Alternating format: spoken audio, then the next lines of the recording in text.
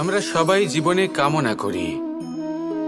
কেউ ধন সম্পত্তির কামনা করি, কেউ ভালোবাসার, কেউ বন্ধুদের, কেউ নাম খ্যাতি আদি ইত্যাদি। এগুলো লাভ করার জন্য আমরা চেষ্টা করতে থাকি, পরিশ্রম করতে থাকি, কিছু সময় পরে অর্জনও করে ফেলি। কিন্তু সবকিছু অর্জন করার কিছু সময় পরে এরা রুষ্ট হয়ে যান, আমাদের থেকে দূরে চলে যান বা আমাদের থেকে কেড়ে নেওয়া হয়। এমনটা কেন হয়? এমনটা এই কারণে হয় কারণ মানুষের একটা দুর্বলতা আছে। কোনো কিছুই অর্জন করার পরে আস্তে আস্তে সে তার মূল্য, তার গুরুত্ব ভুলে যায়, তার জন্য চেষ্টা করা ছেড়ে দেয়। আর এটাই হলো সবথেকে বড় সমস্যা। ঠিক যেমন কোনো ব্যক্তি যিনি ধন অর্জন করতে চান তার জন্য কঠিন পরিশ্রম করেন, হয়তো ধন অর্জন করেও ফেলেন, তারপর আস্তে আস্তে ওই ধনের মূল্য ভুলে যান, উচিতভাবে তা প্রয়োগ করেন না, আস্তে আস্তে তার ধন তার সঙ্গ ত্যাগ করে দেয়, সমস্ত পরিশ্রম ব্যর্থ হয়ে যায়। সেই জন্য মনে রাখবেন, এই সংসারে কিছু অর্জন করা অত্যন্ত কঠিন ব্যাপার, কিন্তু তার থেকেও বেশি কঠিন হলো সেটা নিজের সাথে ধরে রাখা। তাই জীবনে যখনই আপনি কিছু অর্জন করবেন তার গুরুত্বটা বুঝুন, আর তারপরে সময় সময় তার মূল্য নিজেকে স্মরণ করাতে থাকুন।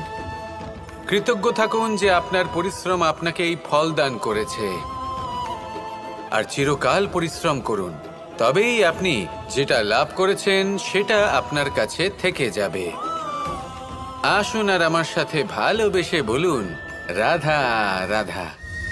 এই সংসারে আপনার সবথেকে বড় বন্ধু কে?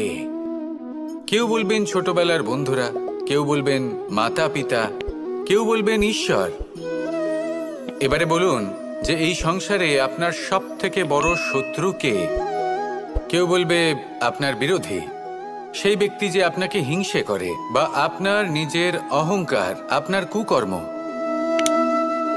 আমি বলবো যে এই সংসারে আপনার সবথেকে বড় বন্ধু হলো আপনার নিজের মন। এই চঞ্চল মনকে যদি আপনি নিয়ন্ত্রণ করতে শিখতে পারেন, তাহলে এর থেকে বড় বন্ধু এই সংসারে আপনি কোথাও পাবেন না। সেখানেই যদি এই মন আপনাকে বশ করে ফেলে, তাহলে সংসারে এর থেকে বড় শত্রুও আপনি কোথাও পাবেন না। সেই জন্য এই সংসারকে নিয়ন্ত্রণ করার চেষ্টা ত্যাগ করুন। প্রথমে এই মনকে নিয়ন্ত্রণ করতে শিখে যান, তাহলে এই জীবন নিজে থেকেই সাফল্যের পথে অগ্রসর হবে। আর তখন এই মন প্রসন্ন হয়ে বলবে, রাধা রাধা। এই সংসারে যদি আপনি শুভ কিছু অর্জন করতে চান, তাহলে দুটি পথ আছে। প্রথম হলো ধর্ম, আর দ্বিতীয় হলো কর্ম। কিছু ব্যক্তি এমন কথাও বলেন যে আমরা তো ধর্মের পথেই অগ্রসর ছিলাম, আমরা তো লক্ষ্যপ্রাপ্ত করতে পারলাম না, বরং আমাদের নিন্দা হলো। এবার এরকমটা ঠিক কেন হয়? এরকম এই কারণে হয় কারণ দেখতে গেলে ধর্ম সবসময় আমাদের এমন পথ দেখায় যেটা আমাদের একটা শুভ লক্ষ্য প্রাপ্তিতে সাহায্য করে, কিন্তু সেই লক্ষ্যে আমাদের পৌঁছতে হবে নিজেদের কর্ম দ্বারা। যদি আপনি ধর্মের পথে অগ্রসর হয়ে থাকেন, তাহলে আপনাকে কর্মও করতে হবে। যদি ধর্মের পথে চলেন কিন্তু কর্ম না করেন, তাহলে লক্ষ্যপ্রাপ্তি হবে না। ঠিক সেইভাবেই যদি আপনি কর্ম করতে থাকেন কিন্তু ধর্মের পথে না চলেন, তাও লক্ষ্যপ্রাপ্তি হবে না। মনে রাখবেন যে ধর্ম এবং কর্ম হলো একটি মুদ্রার দুই পিঠের সমান। এদের নিজের জীবনে আত্মসাৎ করুন এবং অগ্রসর হন। এই সংসারের প্রত্যেক লক্ষ্য আপনার হবে। আসুন আমার সাথে ভালোবেসে বলুন, রাধা রাধা। প্রত্যেক মানুষ জীবনযাপন করেন, কিন্তু প্রত্যেক মানুষ বেঁচে থাকার রসদ জোগাড় করতে পারেন না। তাহলে কি করা যায়? জীবনের রসদ কিভাবে জোগাড় করা যায়? কিভাবে আমাদের চেষ্টা করে যাওয়া উচিত? আমাদের কি করা উচিত? কিছু কাজ আছে যেগুলো আপনাদের করতে হবে। সর্বপ্রথম, জীবনে যখনই কোনো সমস্যা আসবে, তখন নিরপেক্ষভাবে তার সম্মুখীন হন। তা সে যে সমস্যাই হোক, সেটা সমাধান করার জন্য আপনাকে শুভ পথ নির্বাচন করতেই হবে। তারপরে যদি আপনার হাতে কখনো ক্ষমতা আসে, সেই মুহূর্তে আরো বেশি বিনম্র থাকতে হবে। আপনি ধন অর্জন করলে তখন অহংকার জাগ্রত হতে দিলে চলবে না। আপনি যদি শক্তিশালী হয়ে ওঠেন, তাও অহংকার জাগ্রত হলে চলবে না। জীবনে যখনই ক্রোধ হবে তখন নিজেকে নিয়ন্ত্রণ করুন আর ভেবে দেখুন যে যদি এই মুহূর্তে আপনি ক্রোধ দেখান, তাহলে তার পরিণাম কি হবে। এর ফলে কি কিছু শুভ ঘটনা ঘটবে নাকি অশুভ কিছু ঘটবে। শুধু এই কটা কাজ নিজেদের জীবনে আত্মসাৎ করুন, জীবন যাপন অত্যন্ত সহজ হয়ে যাবে। আসুন আমার সাথে ভালোবেসে বলুন, রাধা রাধা। ক্রোধ এ হলো এই সংসারের সব থেকে ঘাতক আবেগ। এই আবেগ আগুনের সমান। যদি কোনো ব্যক্তির মনে জাগ্রত হয়, তাহলে সামনের ব্যক্তিকে ভস্ম করার আগে সেই আগুন সেই ক্রুদ্ধ ব্যক্তিকেই ভস্ম করে দেয়। সেই জন্য এই ক্রোধকে নিজের থেকে দূরে রাখা অত্যন্ত আবশ্যক। কিন্তু তার অর্থ এটা নয় যে সেই রাগের কোনো মূল্য নেই। আগে হ্যাঁ, কখনো কখনো জীবনে এই ক্রোধের বহিঃপ্রকাশ অত্যন্ত প্রয়োজনীয়। যেমন একজন ব্যক্তি, তিনি অপরাধ করেই চলেছেন, আপনি তাকে সুযোগ দিচ্ছেন কিন্তু সে কথা শুনছে না। সে এই বিভ্রান্তি নিয়ে জীবন অতিবাহিত করছে যে সে যেটা করছে সেটাই হলো উচিত, আর এটাই ভেবে সে অধর্মের পথে অগ্রসর হচ্ছে। এমন একটা সময় ক্রোধের বহিঃপ্রকাশ অত্যন্ত প্রয়োজনীয়। যেমন শ্রীরাম ক্রুদ্ধ হয়েছিলেন, উনি অগ্নিবাণ সাধন করেছিলেন সাগরের প্রতি, কারণ সাগর নিজের অহংকারে মত্ত হয়ে কিছুতেই শ্রীরামকে লঙ্কা পর্যন্ত পৌঁছানোর পথ খুঁজে দিচ্ছিল না। যখন শ্রীরাম ক্রুদ্ধ হলেন, তখন সাগর ওনাকে পথ দেখালো। ক্রোধ প্রকাশ করুন, কিন্তু উচিত সময়, উচিত পরিস্থিতিতে, উচিত মাত্রাতে। আর কখনোই এই ক্রোধের আবেগ যেন আপনাকে নিয়ন্ত্রণ না করতে পারে। আসুন আমার সাথে ভালোবেসে বলুন, রাধা রাধা। সব থেকে শক্তিশালী শব্দ হলো নীরবতা এবং প্রসন্নতা। এই দুটি সব থেকে বেশি কঠিনও। এবার আপনি বলবেন, এতে কঠিনের কি আছে? না, ক্ষেত্র বিশেষে নিজে নীরব থাকা হলো অত্যন্ত কঠিন।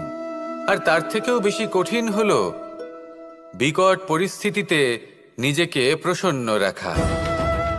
কিন্তু যদি আপনি এটা শিখে যান, তাহলে এই নীরবতাই আপনাকে জীবনে অনেক বড় বড় সমস্যার হাত থেকে বাঁচাবে। এই প্রসন্নতা আপনাকে বিকটতর পরিস্থিতি থেকে বেরিয়ে আসতে শক্তি যোগাবে। তাই এই গুণ আত্মসাৎ করুন আর আমার সাথে ভালোবেসে বলুন, রাধা রাধা। গীতা আর আমি চিরকাল বলা হয়, কর্ম করো, কর্ম করতে থাকো। কিন্তু শুধুমাত্র কর্ম করাটাই পর্যাপ্ত নয়। কর্ম কিভাবে করা হচ্ছে, কোন দিশায় করা হচ্ছে, সেটা বুঝতে পারাটাও অত্যন্ত আবশ্যক। ভাগ্যের ভরসায় থাকবেন না। ভাগ্যের দ্বার যদি বন্ধ থাকে, তাহলে নিজের কর্ম দ্বারা আপনি সেই দ্বার খুলে দিতে পারেন। এবার আপনার পথে যদি কোনো বড় পাহাড় চলে আসে, তাহলে আপনি কি করবেন? ভাগ্যের ভরসায় বসে থেকে হাহাকার করলে তো হবে না। ভাববেন যে আমার ভাগ্যে এটা লেখা আছে, তাই এই সমস্যা নিজে থেকেই পথ থেকে সরে যাবে। না, আপনাকে কর্ম করতে হবে। নিজের কর্মের দ্বারা এমন কোলাহলের সৃষ্টি করুন যাতে ভাগ্য নিজেই আপনার জন্য সেই দ্বার খুলে দেয়। কর্মের কোলাহল কিছুটা এমন হওয়া উচিত যে সেই বাধা যেন আপনার কোলাহল শুনে নিজে থেকেই আপনার পথ থেকে সরে যায়। কর্ম করুন, কিন্তু এটা ভেবে কর্ম করুন যে কিভাবে আপনি কর্ম করছেন, কোন দিশাতে আপনি কর্ম করছেন। দিশাহীনভাবে আপনি যতই কর্ম করুন না কেন, কোনো লাভ হবে না। কখনো সৌভাগ্য লাভ করতে পারবেন না। কর্ম করুন, বুঝে শুনে করুন আর আমার সাথে ভালোবেসে বলুন, রাধা রাধা। জীবনে যখনই আমরা কোনো বিশেষ মানুষের সাথে পরিচিত হই, তখন তার ব্যক্তিত্বের বিষয়ে আমাদের একটি নিজস্ব দৃষ্টিভঙ্গি তৈরি হয়। তা সে ভালো হোক বা মন্দ, আমরা নিজেদের দৃষ্টিভঙ্গি, নিজেদের ধারণা বানিয়ে ফেলি। কিন্তু আপনি কি নিশ্চিত রূপে বলতে পারেন যে এই যে আপনার দৃষ্টিভঙ্গি, সেটাই সেই ব্যক্তির পূর্ণ সত্য, সেই ব্যক্তি সত্যিই সেরকমই? না, আপনি সেরকম বলতে পারেন না, কারণ যে কোনো মানুষের একটি চরিত্র, একটি ব্যক্তিত্ব অনেক বছর ধরে তৈরি হয়, অসংখ্য অভিজ্ঞতা লাভ করার পরে তৈরি হয়। আপনি একদিনে বুঝতে পারবেন না যে সেই ব্যক্তি কেমন। এই ভুলটাই বেশিরভাগ মানুষ করে ফেলেন। কিন্তু যদি সত্যি কোনো মানুষকে বুঝতে চান, তাহলে একটু সময় দেওয়া খুব প্রয়োজন। সবার আগে প্রথম আলাপে সেই ব্যক্তি তো এটাই বোঝাবে যে সে কতটা শ্রেষ্ঠ, কিন্তু সে কতটা গুণী বা কতটা অপগুণী এটা বোঝার জন্য আপনাকে সেই ব্যক্তির কাছাকাছি থাকতে হবে।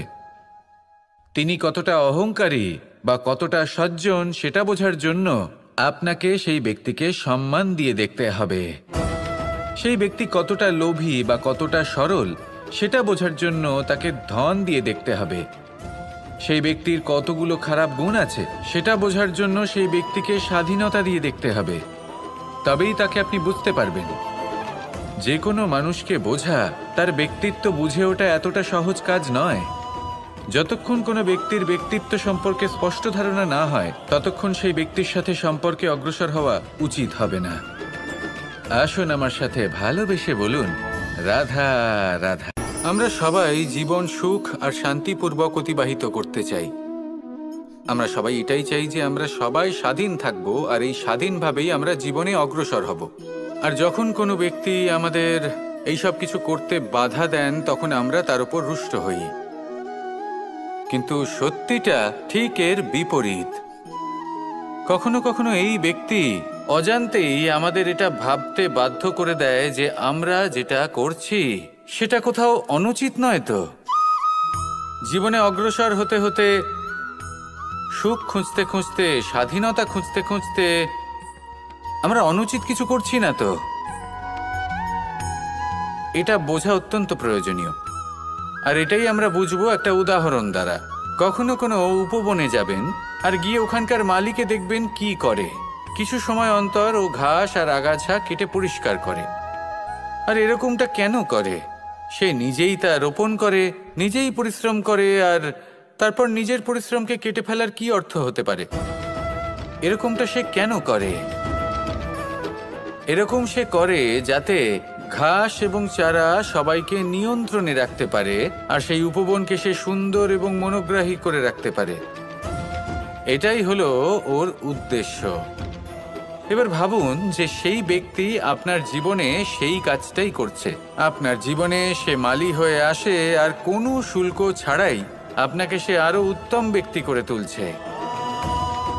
তাই মনে মনে ওনার প্রতি কৃতজ্ঞ থাকুন, আর আমার সাথে ভালোবেসে বলুন, রাধা রাধা। আমাদের জীবন হলো একটি যাত্রাপথ, একটি প্রতিযোগিতা। আর এই প্রতিযোগিতায় এগিয়ে থাকার জন্য, জয়লাভ করার জন্য আমরা সবাই কোনো না কোনো সাহায্য খুঁজি।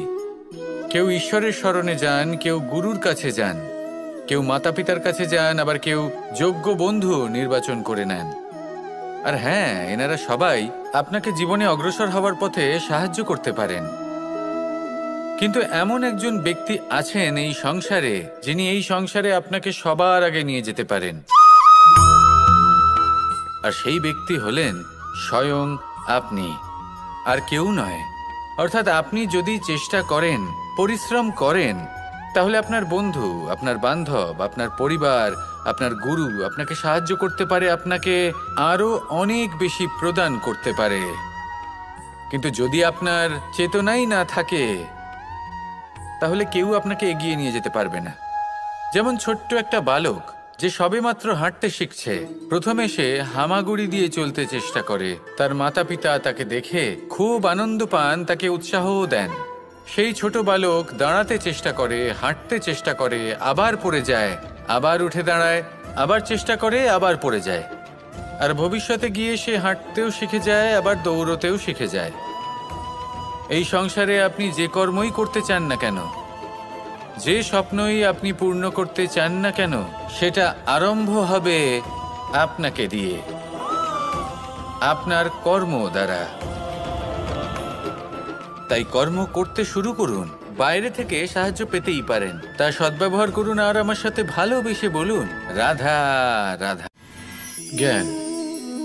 এই সংসারের, এই জীবনের আধার হলো জ্ঞান। আমরা সবাই জ্ঞান লাভ করতে চাই, সামনে অগ্রসর হতে চাই, কারণ আমাদের লক্ষ্য পূরণ করাই হোক, আমাদের পথ খোঁজাই হোক, বা যে কোনো কাজ হোক, এই জ্ঞান আমাদের সাহায্য করে। এই জ্ঞান অত্যন্ত আবশ্যক, কিন্তু অনেক মানুষ এটা বুঝতেই পারেন না যে জ্ঞান কিভাবে অর্জন করা যেতে পারে, কিভাবে এই জ্ঞান লাভ করা সম্ভব হতে পারে, কি কর্ম করতে হবে, কোনটা ভাবতে হবে। ওনারা না রীতি জানেন না নীতি জানেন, সেই জন্য ওনাদের জীবনে জ্ঞান আসে না, তাই দুঃখী হয়ে পড়েন। আর এখানে বলি, দুঃখ পাওয়ার কোনো কারণ নেই। আপনার জীবনে জ্ঞান আসেনি, এটা কোনো লজ্জার বিষয় নয়। লজ্জার বিষয় হলো এটা যে জ্ঞান লাভের জন্য আপনি প্রস্তুতি নন, আপনি তৎপর নন, আপনি চেষ্টাই করছেন না। অজ্ঞানী হওয়া কোনো খারাপ বিষয় নয়, কিন্তু জ্ঞান লাভের পিপাসা না থাকা, এটা হলো সবথেকে বড় দোষ। তাই সবসময় জ্ঞান লাভের জন্য প্রস্তুত থাকুন আর চেষ্টা করতে থাকুন। আসলে নির্বাচনটা আপনাকে করতে হবে যে আপনি অজ্ঞানী থেকে জ্ঞানী হয়ে উঠতে চান, নাকি জ্ঞানী থেকে আবার অজ্ঞানী হয়ে উঠতে চান। আসুন আমার সাথে ভালোবেসে বলুন, রাধা রাধা। আমাদের জীবন হলো একটি যাত্রাপথ, একটি প্রতিযোগিতা। আর এই প্রতিযোগিতায় এগিয়ে থাকার জন্য, জয়লাভ করার জন্য আমরা সবাই কোনো না কোনো সাহায্য খুঁজি। কেউ ঈশ্বরের শরণে যান, কেউ গুরুর কাছে যান, কেউ মাতা পিতার কাছে যান, আবার কেউ যোগ্য বন্ধু নির্বাচন করে নেন। আর হ্যাঁ, এনারা সবাই আপনাকে জীবনে অগ্রসর হওয়ার পথে সাহায্য করতে পারেন। কিন্তু এমন একজন ব্যক্তি আছেন এই সংসারে, যিনি এই সংসারে আপনাকে সবার আগে নিয়ে যেতে পারেন। আর সেই ব্যক্তি হলেন স্বয়ং আপনি, আর কেউ নয়। অর্থাৎ আপনি যদি চেষ্টা করেন, পরিশ্রম করেন, তাহলে আপনার বন্ধু, আপনার বান্ধব, আপনার পরিবার, আপনার গুরু আপনাকে সাহায্য করতে পারে, আপনাকে আরো অনেক বেশি প্রদান করতে পারে। কিন্তু যদি আপনার চেতনাই না থাকে, তাহলে কেউ আপনাকে এগিয়ে নিয়ে যেতে পারবে না। যেমন ছোট্ট একটা বালক যে সবেমাত্র হাঁটতে শিখছে, প্রথমে সে হামাগুড়ি দিয়ে চলতে চেষ্টা করে। তার মাতা পিতা তাকে দেখে খুব আনন্দ পান, তাকে উৎসাহও দেন। সেই ছোট বালক দাঁড়াতে চেষ্টা করে, হাঁটতে চেষ্টা করে, আবার পড়ে যায়, আবার উঠে দাঁড়ায়, আবার চেষ্টা করে, আবার পড়ে যায়। আর ভবিষ্যতে গিয়ে সে হাঁটতেও শিখে যায়, আবার দৌড়তেও শিখে যায়। এই সংসারে আপনি যে কর্মই করতে চান না কেন, যে স্বপ্নই আপনি পূর্ণ করতে চান না কেন, সেটা আরম্ভ হবে আপনাকে দিয়ে, আপনার কর্ম দ্বারা। তাই কর্ম করতে শুরু করুন। বাইরে থেকে সাহায্য পেতেই পারেন, তা সদ্ব্যবহার করুন আর আমার সাথে ভালোবেসে বলুন, রাধা রাধা। গঙ্গা ভারতের সবথেকে শক্তিশালী নদী, এমন একটি নদী যে নিজেই হলো একটি ইতিহাস। কিন্তু কখনো ভেবেছেন যে এই গঙ্গা নদীর প্রবাহ যখন গঙ্গোত্রী থেকে শুরু হয়, তখন তার উৎপত্তি কিভাবে হয়? হিমবাহ যখন গলে যায়, তখন একটি ফোঁটার জন্ম হয়। সেই ফোঁটাগুলোর সাথে আরও কিছু ফোঁটা যুক্ত হয়, তারপরে একটি ছোট ধারা উৎপন্ন হয়, সেটা বইতে থাকে।